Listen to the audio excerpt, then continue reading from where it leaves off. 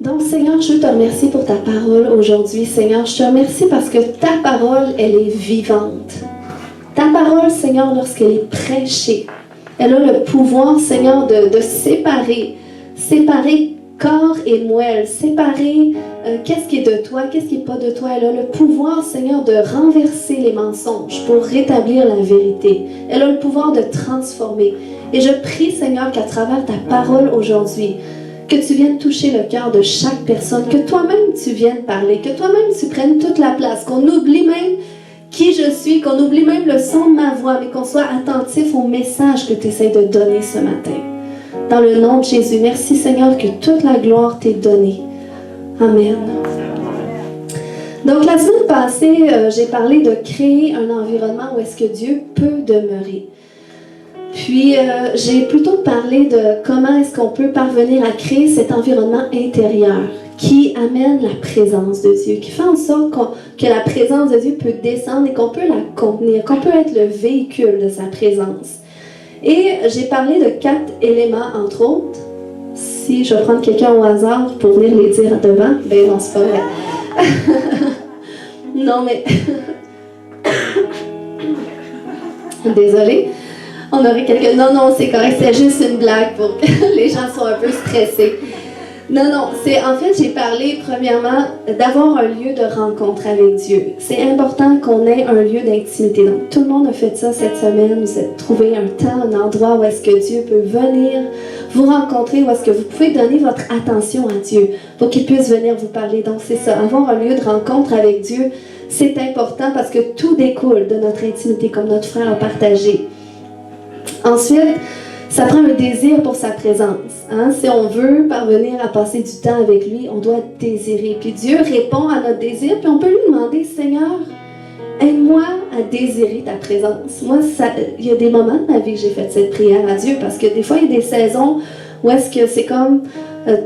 c'est comme si dans l'esprit, tu t'éloignes de Dieu. Pourtant, lui, il n'est pas plus loin, mais c'est comme, il y a beaucoup de circonstances qui se produisent, puis on dirait que la soif de Dieu, des fois, elle peut baisser. Mais tu dis à Dieu, Seigneur, donne-moi soif de toi.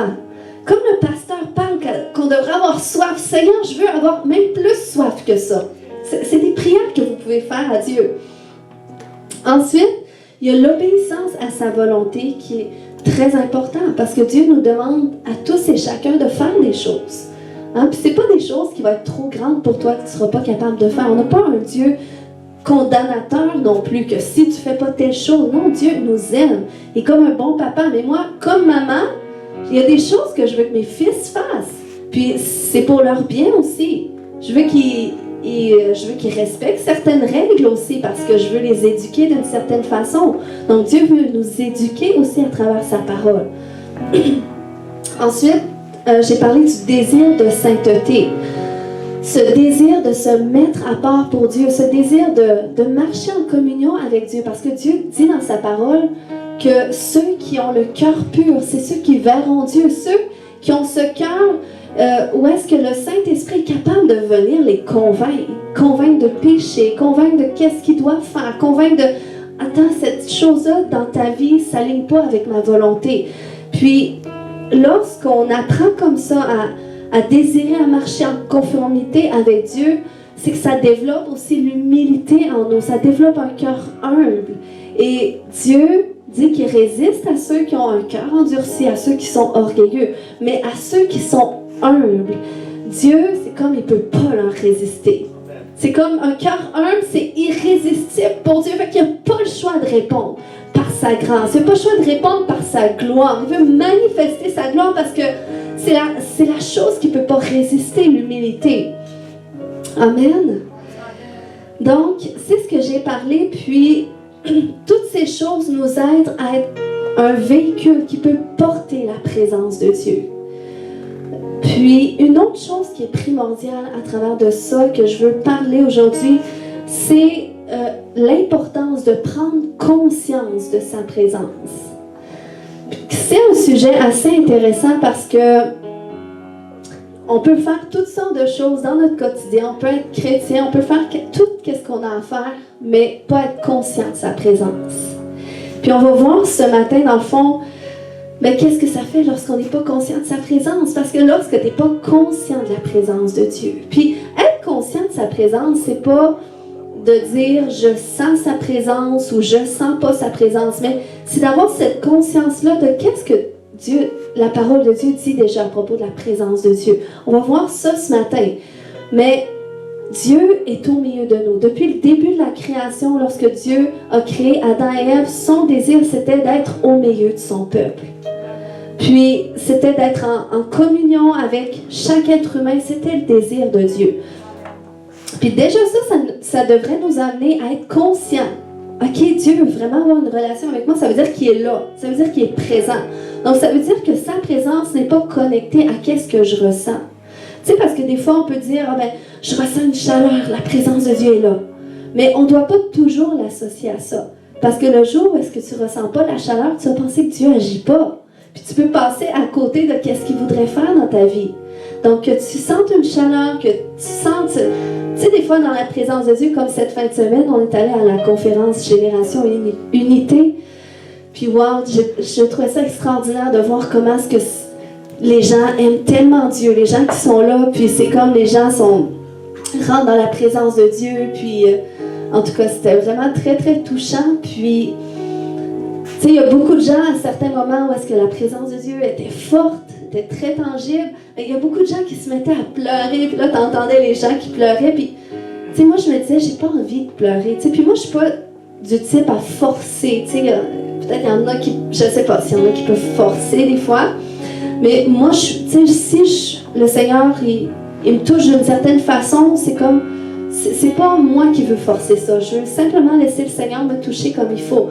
Mais c'est pas parce que moi, j'avais pas le goût de pleurer que Dieu était moins là auprès de moi. Dieu agissait autant, mais il agissait différemment. Donc, c'est cette dimension-là aussi de prendre conscience de comment est-ce que Dieu agit en ce moment. Peut-être ceux qui pleurent dans sa présence, peut-être qu'ils sont en train de vivre une guérison, peut-être que Dieu leur révèle quelque chose, puis ça vient tellement les toucher, ou Dieu leur rappelle d'où est-ce qu'il les a tirés. J'ai eu des moments comme ça aussi dans la présence de Dieu. Donc, c'est pour ça qu'on ne doit pas associer sa présence à des manifestations ou à des réactions, mais plutôt à une promesse. Parce que Dieu, dans sa présence, c'est une promesse qu'il a fait. Jésus, dans Matthieu 28, 20, il a dit, « Voici, je suis avec vous tous les jours jusqu'à la fin du monde. » Donc, c'est une promesse que Jésus est avec nous en tout temps. Amen? Amen. Donc, que je le ressente ou non, il est là parce qu'il est omniprésent. Donc, Dieu est en dehors du temps, est en dehors de l'espace. Puis, autant qu'il peut être proche de nous, qu'il peut être loin de nous, parce que c'est le Dieu de l'univers. Dieu est grand, c'est pour ça. Même David avait eu cette révélation. Il dit, dans Psaume 139, 7 à 10, il dit, « Où irai-je loin de ton esprit et où fuirai-je loin de ta face? Si je monte aux cieux, tu y es. Si je me couche au séjour des morts, t'y voilà. Si je prends les ailes de l'aurore et que j'aille habiter à l'extrémité de la mer, là aussi, ta main me conduira et ta droite me saisira. » Donc, il y avait eu cette révélation que peu importe où est-ce que je m'en vais, Dieu est là aussi, il est avec moi tout le temps. Puis, il avait dit aussi dans Jérémie 23, 24, c'était Dieu qui parlait à travers Jérémie, il dit, « Ne suis-je pas un Dieu, ne suis-je un Dieu que de près, dit l'Éternel, ne suis-je pas aussi un Dieu de loin? Quelqu'un se sentira-t-il dans un lieu caché sans que je le voie? Dit l'Éternel, ne remplis-je pas, moi, les cieux et la terre? » Donc, Dieu est omniprésent, il est loin, hein? Il est à l'autre bout du monde en ce moment, dans toutes les dimensions du ciel, de la terre, de la mer, puis il est proche de nous en même temps. Je sais que c'est difficile à saisir, mais c'est ce que sa parole nous dit. Amen. Puis un danger de manquer de prendre conscience de sa présence, c'est de devenir des chrétiens de religion plutôt que de relation. OK? On voit un exemple dans Ésaïe 29, 13. Dans la version second 21, le Seigneur dit, « Ce peuple s'approche de moi, il m'honore de la bouche et des lèvres, mais son cœur est éloigné de moi. Et la crainte qu'il a de moi n'est qu'un commandement humain, une leçon apprise. OK? Donc, c'était un peuple qui disait Alléluia, Amen, gloire à Dieu Tout-Puissant. Ses lèvres honoraient Dieu, mais son cœur n'était pas là. Donc, qu'est-ce qu'ils faisaient à l'extérieur d'eux? Démontraient qu'ils avaient une intimité avec Dieu, OK? Parce qu'ils démontraient qu'ils connaissaient Dieu. Mais leur cœur n'était pas engagé avec Dieu. Parce que Dieu dit, ils m'honorent des lèvres, mais leur cœur est éloigné de moi. Puis, laissez-moi vous dire qu'on peut, nous aussi, être à cet endroit. En d'autres termes, OK, ce peuple-là, il faisait des choses pour Dieu. Mais il les faisait parce qu'ils avaient appris qu'ils devaient les faire. C'est ça qu'il dit. Et il dit, la crainte qu'il a de moi n'est qu'un commandement humain, une leçon apprise. Donc, nous aussi, on peut être à cet endroit où est-ce que, on se dit, moi je vais à l'église parce que je sais que c'est bon d'aller à l'église quand on devient croyant. Je lis ma Bible parce que je sais que je dois la lire, ma Bible. Je prie parce que c'est vrai, je sais qu'un chrétien doit prier, donc j'ai ma petite liste de prières. Donc, on fait qu'est-ce qui est bon pour un croyant, mais notre cœur est désengagé. Parce que c'est comme notre connexion avec Dieu, elle n'est plus là dans le sens qu'on n'est pas conscient de sa présence. Donc, on n'est pas conscient de qu'est-ce qu'il fait. On n'est pas conscient de... Il nous manque cette partie de révélation qu'on devrait avoir de lui, qui se développe à travers notre relation. Puis, on peut devenir à cet endroit de faire les choses par rituel. Hein? Vous pouvez être à cet endroit, vous pouvez avoir de l'air super spirituel en disant « Amen » à tout ce que je dis. Parce que vous avez appris qu'il fallait dire « Amen » quand on est d'accord. Mais vous ne vivez pas vraiment ce « Amen » là. Ce n'est pas quelque chose qui connecte avec vous. Puis c'est tellement important parce que moi, je veux pas... Ça ne me tente pas de prêcher des messages que je sais, ça rentre d'une oreille, ça va sortir par l'autre. Dès que vous allez sortir, le but, OK, que je mette autant d'heures à préparer des messages, là, c'est que ça puisse faire un changement dans votre vie. Vous êtes là pour entendre la parole de l'Éternel, pour mettre ça en pratique. Voir, OK, comment est-ce que je peux appliquer ce message? Sinon, je fais ça pour rien. Mais je me dis, si je le fais au moins pour une personne, c'est une personne. Mais vous êtes tous appelés parce qu'en tant que chrétiens, en tant que gens qui ont donné leur vie à Jésus, vous avez cette responsabilité-là de grandir dans votre foi, de grandir dans la connaissance de Dieu, dans le but de découvrir l'appel de Dieu sur votre vie. C'est ça le but de devenir chrétien. On ne devient pas chrétien pour devenir chrétien. On devient chrétien parce qu'on réalise que, oh, j'ai un Dieu. Je ne suis pas sur la terre par hasard. Il y a quelqu'un qui m'a créé. Plus que mon père et ma mère, il y a un être suprême qui a créé mon esprit, qui a créé cette dimension invisible de moi qui m'anime, qui me donne la vie. Et celui qui m'a créé, le Dieu créateur, il a une destinée pour moi. Il a mis quelque chose en moi que personne d'autre, non, qui ne font pas de moi quelqu'un de supérieur, mais qui font que ce monde, cette génération a besoin de moi, a besoin de quelque chose que moi je porte, que seul moi porte. Et c'est ça pour chacun d'entre vous. OK, je ne parle pas que moi, la génération a besoin de qu'est-ce que moi je porte seul. Mais chacun de nous, on a quelque chose. C'est comme ça, on a toute cette pièce du casse-tête que si on met ensemble, c'est comme ça que le casse-tête va prendre forme. Puis c'est pour ça qu'on est chrétien. C'est pour ça qu'on vient à l'église, qu'on cherche à connaître Dieu. Parce que plus qu'on connaît Dieu, plus qu'on va se connaître nous. Hein? Plus qu'on s'approche de Dieu, plus qu'on va apprendre à se découvrir nous. Et c'est tellement ce que Dieu a fait avec moi. Parce qu'il m'a tellement transformée. Mais je peux attester que toujours, plus que je me suis toujours approchée de lui, plus il a toujours permis que je me découvre plus, que j'apprenne à me connaître moi, qui je suis vraiment. Parce qu'on se cherche aussi. On cherche notre identité. On cherche, mais pourquoi moi je serais spéciale? Mais qu'est-ce que moi j'ai de si spécial? Puis ça, c'est Dieu qui nous le montre. Parce que sinon, on se voit à travers du regard des autres. On se dit, ben moi je suis pas comme ça, fait que j'ai pas ce qu'il faut. Ou cette personne-là elle a plus que moi, ou cette personne-là est mieux que moi, donc on essaie de se prouver. Mais non, on a une identité propre à nous, qui est en Dieu, qui est en Jésus-Christ. Donc, pour retourner dans mon message, Amen. Donc, on peut faire qu'est-ce qu'on fait pour Dieu par rituel, parce qu'on sait qu'est-ce qu'on fait, mais notre cœur est désengagé. Donc, on peut être là, alléluia, on loue Dieu, mais on ne vit pas qu'est-ce qu'on loue, puis c'est pas qu'est-ce que Dieu veut. Et ça, laissez-moi vous dire, c'est un endroit de mort spirituelle. Puis il y en a beaucoup dans les églises qui sont morts spirituellement. Qui ont pu... C'est comme un fil qui est branché dans une prise de courant. Ils sont débranchés de la source. Mais comme toute chose qui a besoin, toute chose électrique, par exemple, qui a besoin d'être branchée à une source d'énergie pour pouvoir fonctionner, eh bien, c'est la même chose pour nous. Mais si on ne se branche pas à Dieu, on va chercher notre source ailleurs. On va chercher autre chose qui va nous alimenter, qui va alimenter notre motivation de vivre. Puis, il y a des gens qui n'ont pas de motivation de vivre. Et leur source, ça va être des dépendances. La dépendance affective, la dépendance à la drogue, à l'alcool, parce qu'ils cherchent une source, quelque chose qui va pouvoir combler ce vide-là à l'intérieur. Mais il y a seulement Dieu qui peut venir te donner la vie abondante lorsque tu es branché à lui. Puis il y a des chrétiens comme ça qui peuvent être à un endroit où est-ce qu'ils font tout ce qui peut paraître spirituel. Mais ils n'ont plus cette connexion-là avec Dieu, avec sa présence, cette conscience de sa présence qui fait en sorte qu'ils peuvent tomber dans la performance, de se dire, écoute, moi je dois accomplir toutes ces œuvres-là pour être juste devant Dieu. Parce que c'est comme, ils rattachent leur identité à qu'est-ce qu'ils font.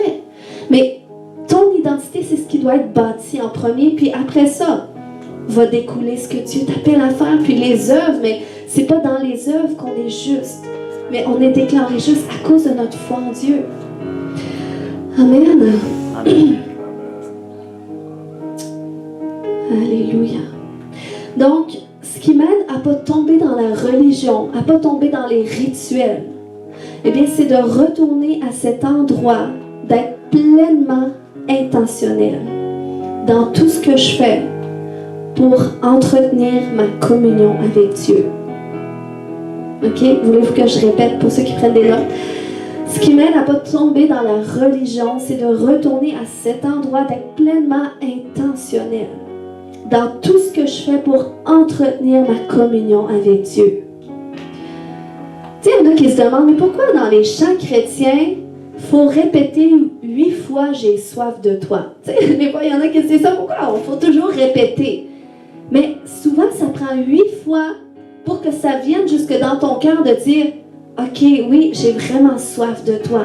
Donc, de là où est-ce que c'est juste un exemple pour montrer que Dieu veut qu'on soit intentionnel. Lorsque tu pries, parce que tu peux prier même, je peux prier en langue puis penser à toutes sortes d'autres choses. Comme je peux prier en langue et penser à Dieu. Puis, il y a une différence. Oui, c'est correct. Tu peux prier en langue en faisant tout ce que tu as à faire. Ça va fonctionner pareil parce que ça vient de ton esprit. Mais, je peux aussi prier, me mettre à prier, puis à me penser à autre chose. Je prie. Est-ce que ça vous est déjà arrivé? Tu pries, tu ouvres ton téléphone, tu regardes sur ton téléphone. Tu sais, c'est comme un moment de distraction. Mais tu étais en train de prier pourtant. Dieu, lui, ne fait pas ça avec nous, là. Quand on dit, Seigneur, je vais prendre un temps avec toi, dès le moment que tu ouvres ta bouche pour parler à Dieu, Dieu est là, puis il t'écoute, d'une oreille attentive. Mais il commence pas à t'écouter, puis là, il dit, oh, attends un peu, Huguette, elle a une urgence, attends, je reviens.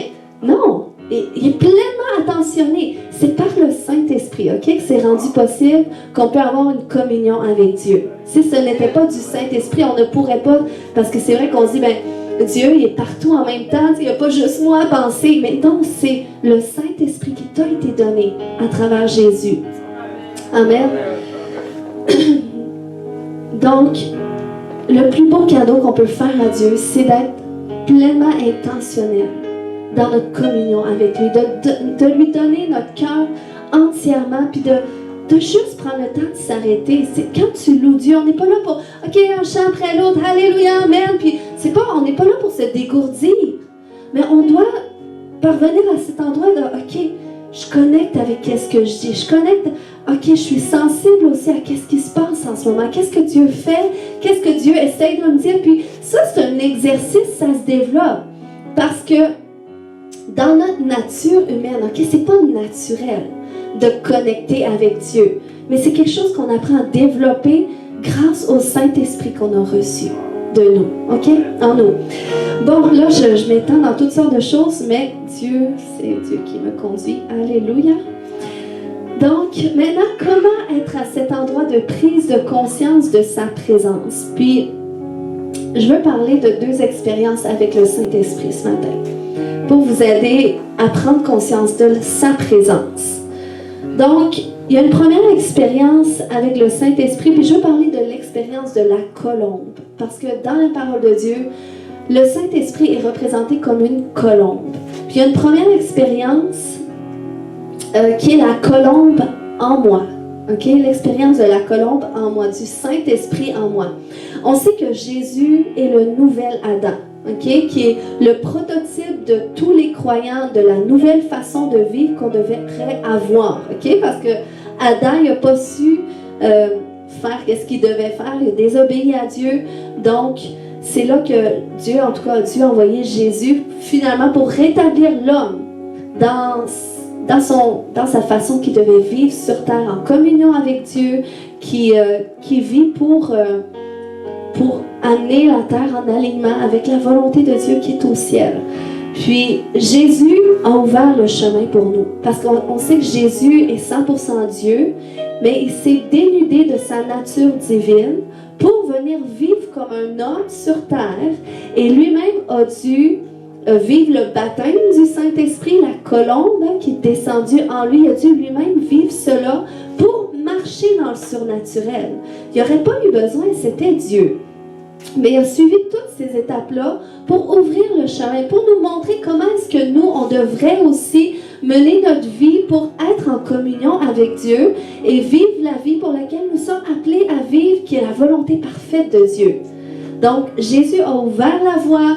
Lui-même, il est né d'une femme, il a grandi comme tout le monde. Ensuite, il a vécu le baptême, il est passé par les eaux du baptême. Ensuite, il a reçu le baptême du Saint-Esprit, et c'est là qu'il a marché dans son ministère, qu'il a guéri les gens, qu'il a délivré les gens et qu'il a révélé le cœur et l'amour de Dieu. Et il a montré finalement comment est-ce que nous, c'était possible de vivre sur la terre en communion avec Dieu. Donc,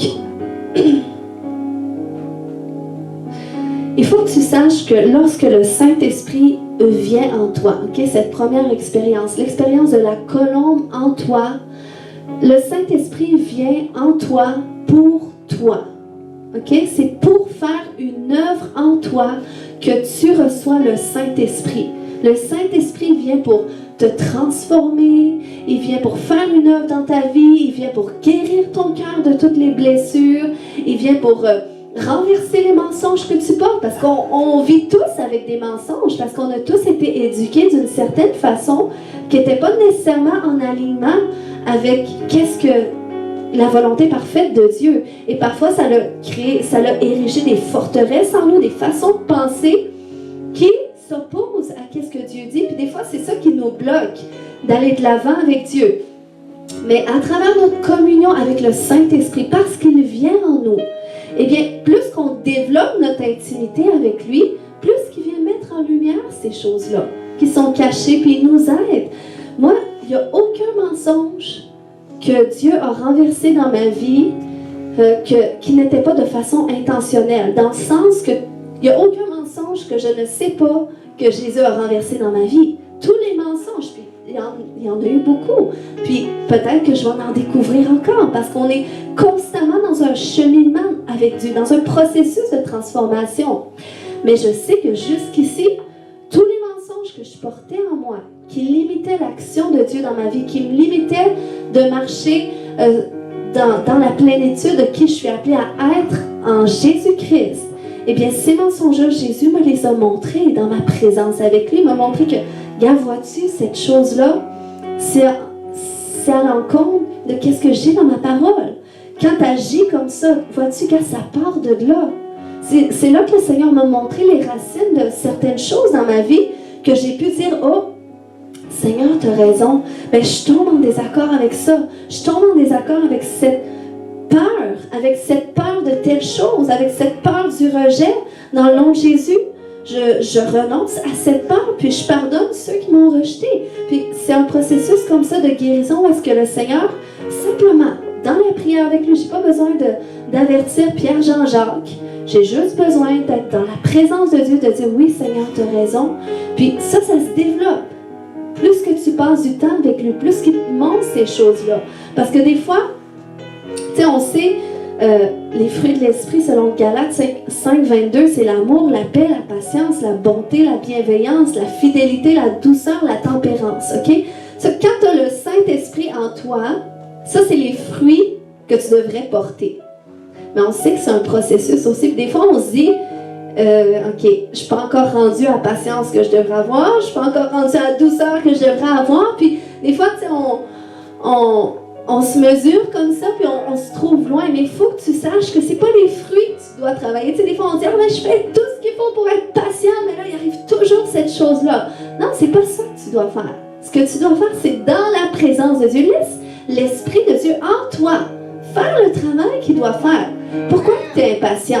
Est-ce que c'est parce que tu as vu ton parent toujours impatient comme ça, puis peut-être que ça a occasionné une blessure en toi.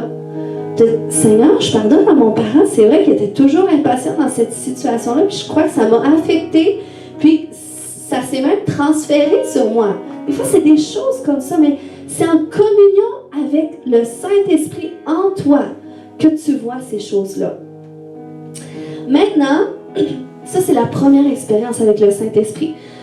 La deuxième expérience, c'est la colombe sur toi. Donc, le Saint-Esprit sur toi.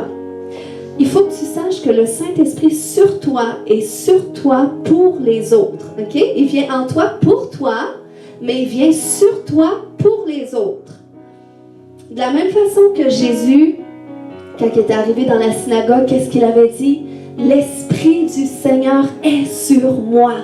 Parce qu'il m'a oint pour vous délivrer, il m'a oint pour vous guérir, il m'a oint pour vous renvoyer libre. Donc ça, c'est le Saint-Esprit qui était sur lui, parce qu'il avait été baptisé dans le Saint-Esprit.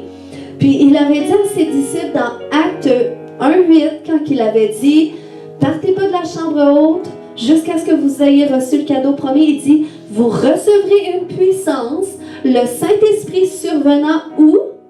Sur vous. Et vous serez mes témoins à Jérusalem, dans toute la Judée, dans la Samarie, jusqu'aux extrémités de la terre. » Donc, le Saint-Esprit survenant sur vous. Il faut que tu saches que ton temps d'intimité que tu passes avec Dieu, ok, c'est profitable pour toi, mais ça va en faire ressortir une onction qui va être pour les autres. Ou est-ce que Dieu va œuvrer à travers toi pour d'autres? Amen? Donc, c'est là qu'on doit comprendre la dimension de la conscience de sa présence en tout temps, ok? Que Dieu est en moi en tout temps, puis il est là pour moi, puis il est là sur moi. Au même titre qu'une colombe, ok? Si on prend l'image de la colombe, c'est une image qui est intéressante, parce que si là, tu avais une colombe qui était sur ton épaule, ok? Comment est-ce que tu bougerais? Comment est-ce que tu te déplacerais? Est-ce que tu ferais n'importe quoi, puis je fais attention à mes mouvements. Pourquoi? Parce que tu penses à la colombe. Donc, tout ce que tu ferais serait en considération de la colombe, pour pas qu'elle s'enlève, pour qu'elle reste là. Puis, donc, tu ferais attention à la façon que tu te conduis. Et si on parvient aussi à cette conscience-là du Saint-Esprit, de la même façon que la colombe, de dire, OK, l'Esprit de Dieu est en moi. Okay? J'ai une relation avec Dieu. Dieu, c'est ma sécurité. Je sais qu'il m'entend tout le temps. Il est tout le temps là pour moi. Il est pleinement intentionné, engagé envers moi. Il est aussi sur moi pour les autres. Il est sur moi pour faire une œuvre dans la vie des autres personnes. Il est sur moi pour que je détienne en moi une réponse pour quelqu'un. OK? C'est là cette dimension où est-ce que Dieu veut t'utiliser. Mais tu dois être conscient de sa présence pour cela. Tu dois apprendre à dire, OK, ça veut dire que lorsque je m'en vais quelque part, où que ce soit, OK? Que je sois dans ma maison, que j'aille au centre d'achat, que j'aille à l'épicerie, le Saint-Esprit est sur moi pour quelqu'un. Il est sur moi parce qu'il veut répondre à un besoin de quelqu'un.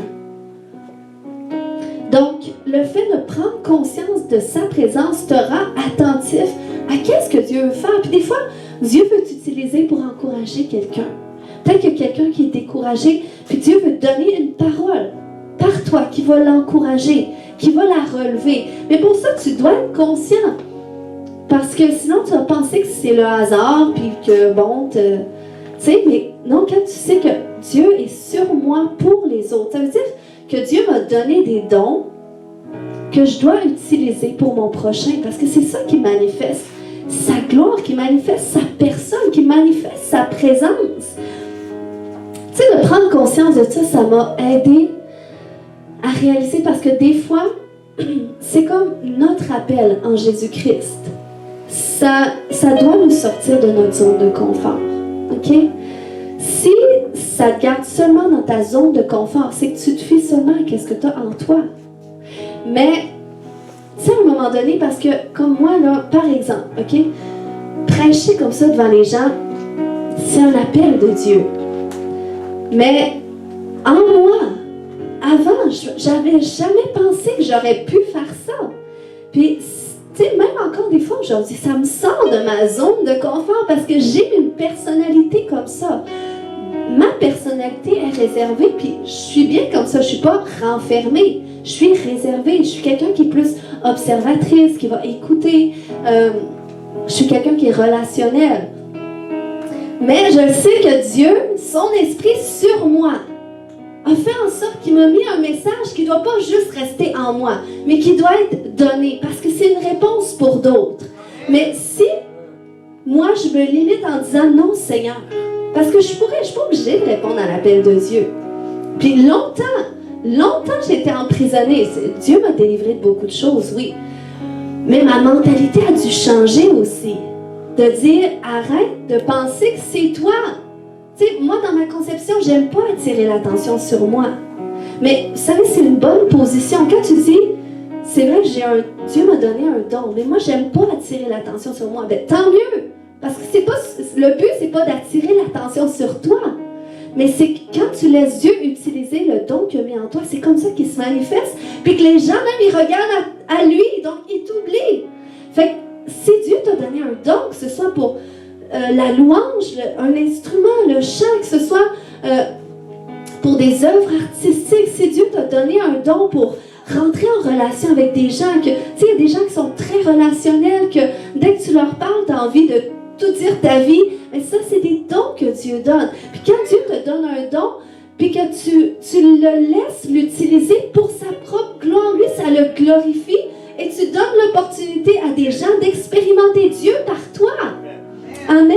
C'est là que l'Esprit sur toi est important pour les autres. Et vous avez tous été baptisés dans le Saint-Esprit, mais je crois que le Seigneur nous appelle aussi à expérimenter sa présence de plus en plus en profondeur, puis à le voir aussi agir à travers de nous, toujours d'une façon encore plus glorieuse. Mais l'Esprit sur nous va se manifester à mesure aussi que l'Esprit en nous fait l'œuvre qu'il doit faire. C'est rattaché ensemble. Donc, c'est pour ça qu'on ne doit pas étouffer les dons que Dieu nous a donnés. On doit permettre à Dieu d'utiliser nos dons pour sa gloire. Et oui, il y a des saisons pour cela. Et il faut être attentif aux saisons de Dieu. Mais quand tu sais que, oh, moi je me sens pas prête, mais je sens que l'Esprit de Dieu me pousse, ben j'y vais et c'est tout. Hein? Tu ne te sens pas prête quand tu vois qu'il y a quelqu'un qui boite devant toi au centre d'achat. Mais tu sais que la parole de Dieu dit, vous imposerez les mains aux malades et les malades seront guéris. Tu as l'Esprit de Dieu en toi. Tu as été baptisé du Saint-Esprit. Tu pries en langue. Même des fois, non. Puis Dieu peut t'utiliser quand même. Si dans ton cœur, il y a comme un feu qui brûle, mais en même temps, tu es gêné. Tu te dis, mais si je prie, puis il ne se passe rien. Puis là, tu as toutes sortes de pensées. Mais vas-y quand même. Parce que Dieu va manifester sa gloire par toi. Puis il ne faut pas juste dire, ah ben, madame, vous avez mal à la jambe, je vais prier pour vous chez moi ce soir. Non, il faut que tu pries maintenant pour elle. Parce que tu lui donnes l'opportunité d'expérimenter la présence de Dieu. Puis là, tu dis, ouais, mais s'il ne se passe rien, mais ça ne t'appartient pas qu'est-ce qui se passe, OK? Toi, tu dois obéir simplement. Dieu dit d'imposer les mains aux malades. Dieu dit de prier pour les malades. Donc, je prie pour ceux qui sont malades. Il se passera ce qui se passera. Le reste, c'est Dieu. Parce que c'est pas moi qui guéris. Mais c'est Dieu qui guérit par moi. Amen. Puis c'est pour ça qu'on doit laisser Dieu nous utiliser comme ça. Parce que ça nous réjouit tellement. Jésus a dit, ma nourriture, c'est de faire la volonté de Dieu. C'est de servir Dieu. De faire qu'est-ce que je vois Dieu faire, de dire qu'est-ce que je vois Dieu dire, puis de voir l'impact que ça donne. Wow!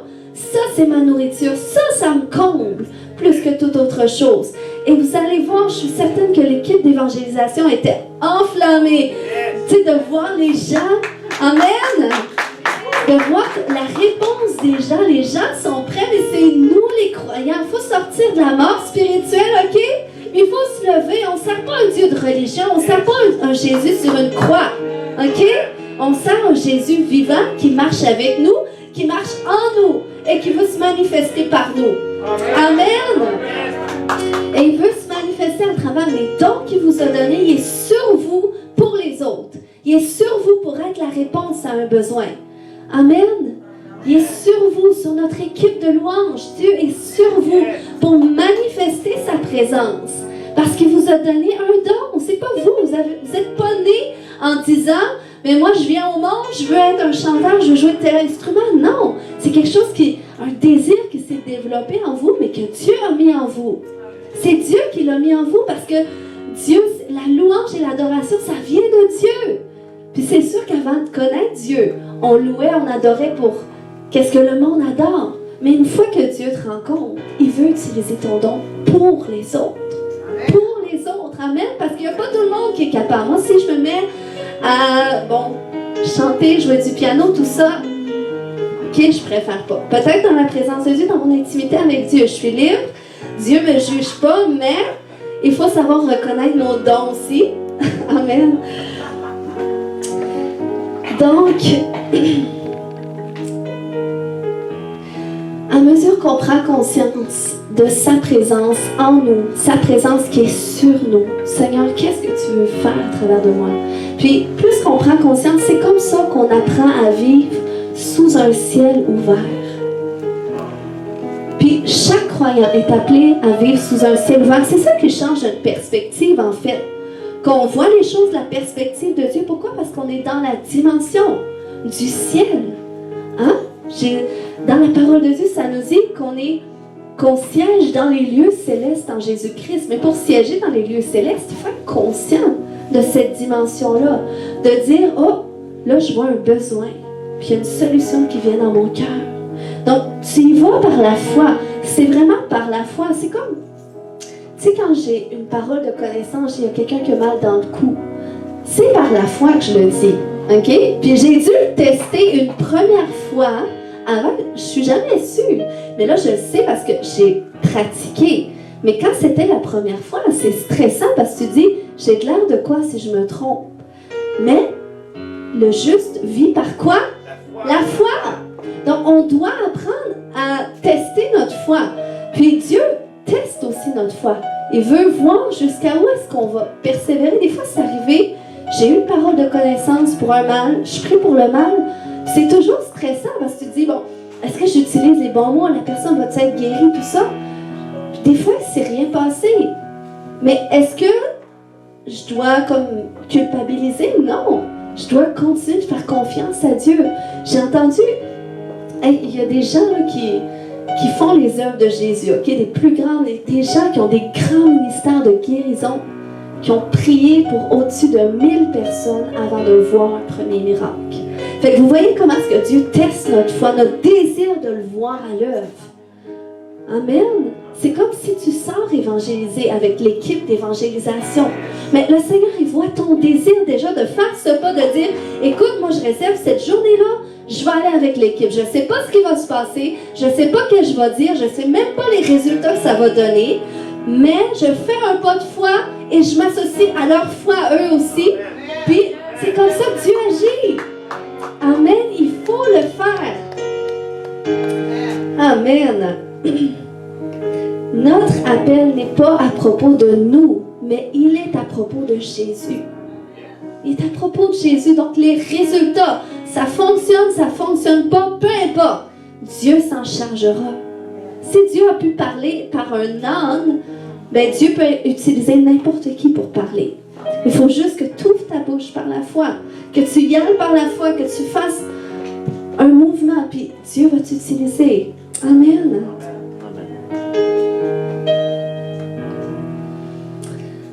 Donc, en conclusion ce matin, Dieu veut te conduire dans la prise de conscience de sa présence dans tout ce que tu es. Dans chaque partie de ton être, il est là. David avait dit dans Psaume 16, 11, « Tu me feras connaître les sentiers de la vie. Il y a d'abondantes joies devant ta face, des délices éternelles à ta droite. » Puis, ces choses-là, les sentiers de la vie, tu les découvres à l'intérieur de toi, par le Saint-Esprit. C'est pas autour de toi, mais c'est à l'intérieur de toi, parce qu'il y a un autre verset qui dit aussi, « Heureux ceux qui placent en toi leur appui. Ils trouvent où? Dans leur cœur, des chemins tout tracés. » Donc, Dieu veut tellement venir nous rencontrer. C'est son désir plus que tout. Il avait dit, à un moment donné, dans sa parole, la gloire de la dernière maison sera plus grande que la première. La gloire du dernier temple va être plus grande que le premier temple de Salomon qui a été consacré à Dieu. Cette gloire du dernier temple, c'est nous. Nous sommes appelés à porter la gloire de Dieu, à être la demeure du Dieu vivant. Il nous a choisis, puis il ne choisit pas des gens parfaits. Il choisit juste des gens qui leur disent oui. Il vient chez ceux qui leur disent oui, puis le reste, c'est lui qui le fait. C'est lui qui va te transformer, mais il faut que déjà, toi, tu fasses le pas de vraiment, sincèrement lui donner ta vie avec intention, puis intentionnellement à tous les jours, tu le cherches, tu prends du temps pour lui, pour le connaître plus, puis tu vas être conscient qu'il est là en ce moment avec toi, qu'il t'entend en ce moment, qu'il écoute ta prière en ce moment. Que si tu sors de chez toi, ben, il est là aussi, il est même assis dans la voiture avec toi. Est-ce que tu vas écouter la radio? Ben, pourquoi tu n'écouterais pas des louanges? Parce que Dieu est avec toi. Donc, tu veux tout faire pour qu'il soit bien aussi avec toi. Tu veux tout faire pour qu'est-ce que tu fais, ça attire sa présence aussi. Amen. Parce qu'on a un Dieu de relation. Et c'est une relation continuelle. Et la vie avec Dieu, elle est tellement palpitante. Je vous dis, j'avais du fun quand j'étais dans le monde. J'avais bien du fun. Mais quand j'ai connu Dieu, j'ai dit, waouh, ce que j'expérimente avec Dieu, il n'y a aucune drogue qui m'a permis d'expérimenter ça. Puis ça, c'est en étant à jeun. Waouh, ce que tu vas chercher. Ok, je ne veux pas rentrer là-dedans parce que peut-être qu'il y en a ça. Mais dans la présence de Dieu, il y a tellement des choses extraordinaires. Puis la vie qu'il donne, elle est tellement palpitante. C'est sûr qu'aux yeux du monde, quand ils voient que je suis devenue pasteur, ils se demandent ben, qu'est-ce qui s'est passé avec moi, puis ça a de l'air plate. Mais je peux dire que je vis ma meilleure vie. Des fois, mes enfants disent ça. Je vis ma meilleure vie, c'est ma meilleure journée. Mais moi, c'est ça avec Dieu. Amen. Amen. Donc, le Seigneur, il ne veut pas qu'on soit un chrétien de religion, mais un chrétien de relation. Donc, tout ce que je te dis, toi, ton travail, c'est d'aller analyser tout ça avec Dieu. De voir, ok, mais Seigneur, comment est-ce que moi, ça peut s'appliquer pour moi? Comment est-ce que moi, ça peut avoir un impact dans ma vie? Puis, Seigneur, révèle-toi, moi, parce que j'ai du mal à comprendre ces choses-là. Il veut que tu le connaisses dans l'intimité et que tu réalises sa proximité et son désir de communion avec toi. Puis Dieu te conduit dans la prise de conscience de sa présence dans tout ce que tu fais. Afin que tu te tiennes dans sa présence et que tu vois aussi qu'est-ce qu'il veut faire par toi. Amen. Le Seigneur est sur toi pour une mission dans ton quotidien et veut t'utiliser. Amen. Donc, on va prier ce matin. Alléluia. Seigneur, je te remercie. Si vous voulez vous lever ce matin. Oh Seigneur. Alléluia. Rentrez dans sa présence ce matin. J'aimerais qu'on rentre avec intention dans sa présence. Quand on peut rentrer dans sa présence tout de suite, on n'a pas besoin de rentrer dans un lieu. Maintenant, tout de suite, Dieu est ici et il veut te rencontrer. Alléluia. J'aimerais qu'on prenne conscience, ok? J'aimerais qu'on commence à prendre conscience. Ok, qu'il est là. Il est là en ce moment. Il est là. Est-ce que tu peux juste t'imaginer qu'il est là? Il est là à tes côtés. Et s'il est là à tes côtés en ce moment, c'est où est-ce qu'il est en ce moment? Ok? Où est-ce qu'il est? Où est-ce qu'il agit en ce moment auprès de toi? Si tu as mal à la tête, il est où ta tête? Et il est en train de te guérir. Alléluia. C'est gratuit, reçois la guérison de ton mal de tête ce matin. Si est où ton cœur ce matin, tu as cette impression qui est où ton cœur, il veut faire une œuvre dans ton cœur.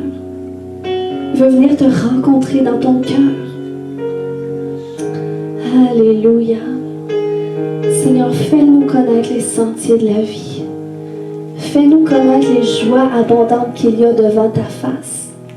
Les délices éternelles qu'il y a à ta droite, Seigneur Dieu. Fais-nous rentrer dans ta présence. On veut rentrer dans une profondeur. On veut vivre vraiment ta présence. Et Seigneur, je veux me repentir, Père, avec chaque personne. Si ce matin, vous avez besoin de vous repentir pour des choses que vous avez faites par rituel, par religion, seulement parce que vous saviez que vous deviez les faire, mais votre cœur n'était pas vraiment là. Dites seulement à Dieu, je te demande pardon. Je me repens, Seigneur, pour la religion que j'ai laissée entrer inconsciemment. Je me repens, Seigneur Dieu, pour mon cœur endurci. Je me repens pour mes préoccupations qui ont pris le dessus. Je me repens pour les distractions. Je me repens, Seigneur, pour mon indifférence face à toi, oui, Seigneur Dieu. Oh, dans le nom de Jésus. Koya shoto kotodo. Ke mama ya shanta marekete. Koya shanta katara ya shanta. Oh, Seigneur, là où l'esprit religieux avait endurci les cœurs, à ta présence dans le nom de Jésus, je lui commande de quitter chaque personne maintenant. Je lui commande de quitter chaque personne dans le nom de Jésus. Parce qu'ils se sont repentis. Parce qu'ils ont renoncé. Ils renoncent à la religion. Je renonce à la religion. Je renonce aux traditions. Je ne veux pas aller à l'église par tradition. Mais je vais aller à l'église à cause de ma relation avec Dieu. Je veux faire tout ce que je fais pour Dieu par relation avec lui. Alléluia. Dans le nom de Jésus, Père, on vient renverser tous les fondements religieux qui viennent des générations passées avant nous. Dans le nom de Jésus, on vient renverser aussi toutes ces doctrines d'enseignement religieux, Seigneur, même qu'on a eu dans des églises chrétiennes qui ont cherché à limiter ta présence, ton action, qui n'ont pas mis l'emphase là-dessus, ce qui nous a fait oublier ta présence, la profondeur de la communion que tu veux avoir avec nous. Dans le nom de Jésus, je vais renverser tous ces fondements de religion. Aujourd'hui, dans le nom de Jésus, sors de cette prison de religion.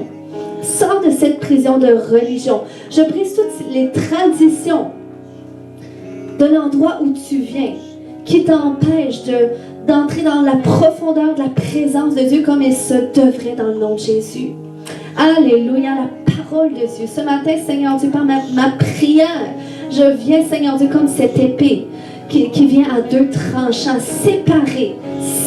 Seigneur, j'ai séparé la religion de ton peuple ce matin. Je vais séparer, alléluia, les traditions, les rituels, tout ce qui est en dehors de toi, Seigneur, qui nous bloque d'entrer dans ta présence. Dans le nom de Jésus, je vais le séparer aujourd'hui, dans le nom de Jésus.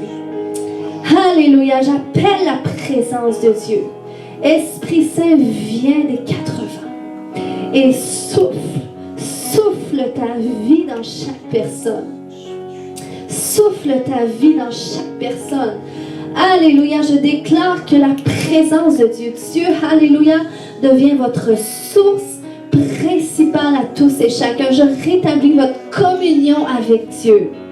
Votre conscience de sa présence, alléluia. Cette dimension de votre esprit s'allume à la conscience de sa présence. Dans le nom de Jésus, vos yeux spirituels s'ouvrent. Vos oreilles spirituelles s'ouvrent. Tous vos sens spirituels vont vous permettre de ressentir la présence de Dieu. De voir qu'est-ce qu'il fait. Koyantoma rekete. Koya shantama rekete.